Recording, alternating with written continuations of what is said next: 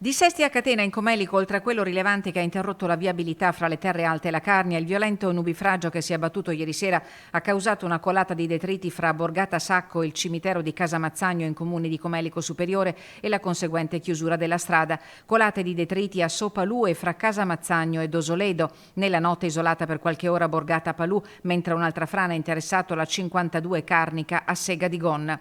Chiusa la panoramica del Comelico fra Costa e Costa Lissoio nei comuni di San Nicolò e Santo Stefano di Cadore. Molteplici sono stati gli interventi dei vigili del fuoco che hanno lavorato per tutta la notte assieme ai volontari e al personale di ANAS e Veneto Strade. Un fulmine si è abbattuto sul campanile della chiesa di Padola di Comelico Superiore, causando un blackout che prontamente è stato risolto. Disagi sono stati segnalati dai cittadini per l'acqua che da questa mattina esce torbida dai rubinetti e fontane nelle zone di Padola e Dosoledo. Il sindaco Staunovo Polacco ha chiesto l'intervento dei tecnici di BIM e GSP che stamattina hanno provveduto a chiudere la condotta che scende dalla Jarnola utilizzando il bypass realizzato la scorsa estate. Il problema della torbidità dell'acqua non è stato però del tutto risolto e ha costretto residenti e turisti a fare scorta di casse d'acqua.